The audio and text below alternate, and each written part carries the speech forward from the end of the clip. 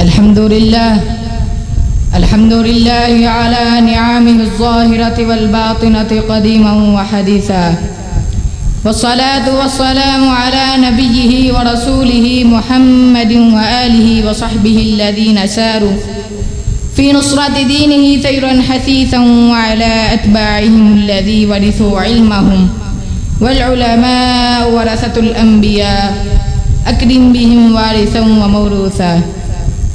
أصحاب المعالي، فصل فيما جاء من فضلهم وعلو مكانتهم. إن أصحاب محمد كانوا أفضل هذه الأمة، وأبرها قلوبا، وأعمقها علما، وأقلها تكلفا.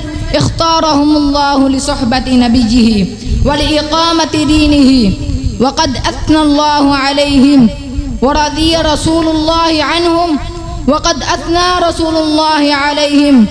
أيها الناس، كان الله ورسوله ورضي رسول الله عنهم، وقد أثنى رسول الله عليهم في أحاديث كثيرة، منها ما جاء عمن في بيان فضل كل من صحب، ومنها ما خص به بعض أصحابهم بأوصافهم كالأنصار والمهاجرين وأهل بدر وغيرهم، كل ذلك محبة منهم لله تبارك وتعالى.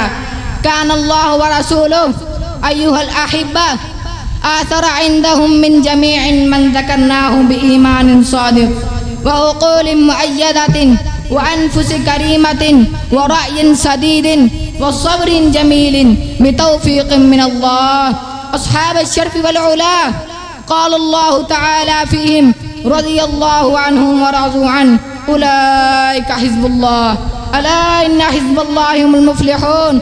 وقال الله تعالى: أولئك هم المؤمنون حقا، أولئك هم الصادقون، أولئك هم المفلحون. وقال عز وجل: أصحاب محمد رسول الله والذين معه أشداء على الكفار رحماء بينهم. وقال سبحانه وتعالى: أصحاب نبيه ورسوله مبشرا بالجنة، لا يستوي منكم من أنفق من قبل الفتح وقاتل، أولئك أعظم درجة من الذين أنفقوا من بعد وقاتلوا، وكلا وعد الله الحسنى. أيها المستمعون الكرام، ولهذا جعل الله أسوة أصحاب النبي أسوة لأمة محمد صلى الله عليه وسلم. قال الله تعالى: آمنوا كما آمن الناس. وقال النبي صلى الله عليه وسلم لفضيلة أصحابه: خير أمي قرني. ولهذا قال النبي صلى الله عليه وسلم لعدو أصحابه: لا تسبوا أصحابي، فلو أن أحدكم أنفق مثل أحد ذهبا ما بلغ مدا أحدكم ولنصيفه. هذا ما عندي، والله أعلم بالصواب. والسلام عليكم.